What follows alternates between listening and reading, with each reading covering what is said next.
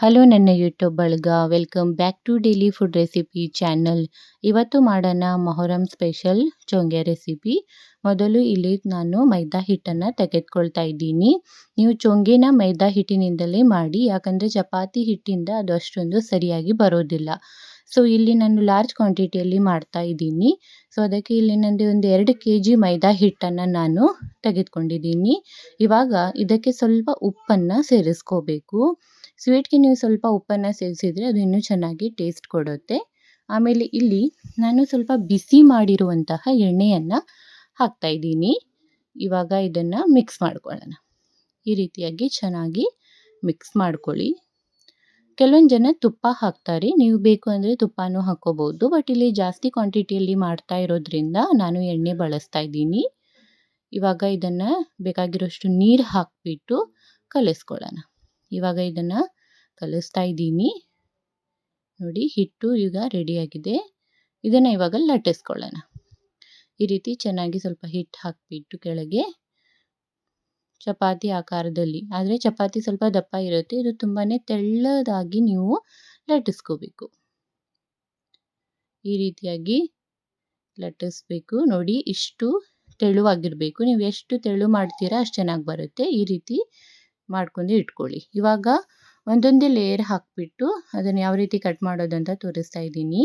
ಇಲ್ಲಿ ನಾನು ಸ್ವಲ್ಪ ಡಾಲ್ಡಾ, ಎಣ್ಣೆ ಮತ್ತು ಅದರಲ್ಲಿ ಅಕ್ಕಿ ಹಿಟ್ಟು ಹಾಕಿ ಒಂದು ಪೇಸ್ಟನ್ನು ರೆಡಿ ಮಾಡ್ಕೊಂಡಿದ್ದೀನಿ. ಅದನ್ನು ಇದಕ್ಕೆ ಹಚ್ಚಿಬಿಟ್ಟು ಇದರ ಮೇಲೆ ಒಂದೊಂದೇ ಈ ಲಟ್ಟಿಸ್ಕೊಂಡಿರುವಂತಹ ಚಪಾತಿನ ನೀವು ಹಾಕ್ತಾ ಬರಬೇಕು. ನೋಡಿ, ಈ ರೀತಿ ಹಾಕಿಬಿಟ್ಟು ಮತ್ತೆ ಅದನ್ನು ಏನು ಪೇಸ್ಟ್ ಮಾಡಿ ಇಟ್ಕೊಂಡಿದ್ದೀರಾ ಅಲ್ವಾ, ಅದನ್ನು ಹಾಕಿ ಸ್ವಲ್ಪ ಅಕ್ಕಿ ಹಿಟ್ಟು ಹಾಕಿ ಈ ರೀತಿ ಇದು ಮಾಡಿ ಇವಾಗ ಕಟ್ ಮಾಡ್ಕೊಳ್ಳೋಣ. ಇದು ಒಂದು 5 ಚಪಾತಿನ ಹಾಕ್ತಾ ಇದ್ದೀನಿ ನಾನು, ಅಂದರೆ ಅದು ಚೆನ್ನಾಗಿ ಲೇಯರ್ ಆಗಿ ಬರುತ್ತೆ. ಸೊ ಅದಕ್ಕೆ ಒಂದರ ಮೇಲೆ ಒಂದು 5 ಚಪಾತಿನ ಹಾಕಿ ಈ ರೀತಿ ಕಟ್ ಮಾಡಿಕೊಂಡು ಈ ರೀತಿ ಸ್ಲೋ ಆಗಿ ಇದನ್ನು ನೋಡಿ ಈ ರೀತಿ ಫೋಲ್ಡ್ ಮಾಡ್ತಾ ಬರಬೇಕು. ಫೋಲ್ಡ್ ಮಾಡಿ ಈ ರೀತಿ ಪ್ರೆಸ್ ಮಾಡಿ ಇವಾಗ ಇದನ್ನು ಇಟ್ಕೊಳ್ಳೋಣ. ಅದನ್ನು ತುಂಬ ಪ್ರೆಸ್ಸಾಗಿ ಮಾಡಬೇಡಿ, ಲೂಸ್ ಒಂದು ಹ್ಯಾಂಡ್ಸಲ್ಲಿ ಮಾಡಬೇಕು. ಅಂದರೆ ತುಂಬಾ ಅದನ್ನು ಪ್ರೆಸ್ ಮಾಡಬೇಡಿ. ಈ ರೀತಿ ನೋಡಿ, ಈ ರೀತಿ ಇದು ಬರಬೇಕು. ಅಂದರೆ ಅದು ಆಮೇಲೆ ಚೆನ್ನಾಗಿ ಲೇಯರ್ ಆಗಿ ಬರುತ್ತೆ. ಸೊ ಈ ರೀತಿ ಮಾಡಿಕೊಂಡು ಇಟ್ಕೊಳ್ಳೋಣ. ಆಮೇಲೆ ಇದನ್ನು ನಾನು ಲಟ್ಟಿಸಿ ನಿಮಗೆ ತೋರಿಸ್ತೀನಿ. ಮತ್ತು ನಾವು ಒಂದು 2-2.5 kg ಮಾಡಿದ್ವಿ. ಸೊ ನೋಡಿ, ಈ ರೀತಿಯಾಗಿ ಇದನ್ನು ಕೂಡ ತುಂಬ ಪ್ರೆಸ್ಸಾಗಿ ಲಟ್ಟಿಸ್ಕೋಬೇಡಿ, ಹಗುರವಾಗಿ ಲಟ್ಟಿಸ್ಕೋಬೇಕು. ಈ ರೀತಿ ನೋಡಿ ಲಟ್ಟಿಸಿ ತೋರಿಸ್ತಾ ಇದ್ದೀನಿ. ಇಷ್ಟು ದಪ್ಪ ಇರಬೇಕು, ತುಂಬ ತೆಳು ಮಾಡ್ಕೋಬೇಡಿ, ದಪ್ಪ ಆಗಿ ಲಟ್ಟಿಸ್ಕೋಬೇಕು. ದಪ್ಪಿರಬೇಕು ಇದು. ಈಗ ಮಾಡಿ ಇಟ್ಕೊಂಡಿದ್ದೀನಿ. ಇಲ್ಲಿ ಒಂದು ಕಡೆ ನಾನು ಸಕ್ಕರೆ ಪಾನಕ ರೆಡಿ ಮಾಡಿದ್ದೀನಿ. ಇವಾಗ ಎಣ್ಣೆ ಬಿಸಿಯಾಗಿದೆ, ಇದನ್ನು ಫ್ರೈ ಮಾಡ್ಕೊಳ್ಳೋಣ. ನೋಡಿ, ಒಂದೊಂದೇ ಹಾಕ್ತಾ ಇದ್ದೀನಿ. ಈ ರೀತಿಯಾಗಿ ಚೆನ್ನಾಗಿ ಫ್ರೈ ಆಗಲಿ.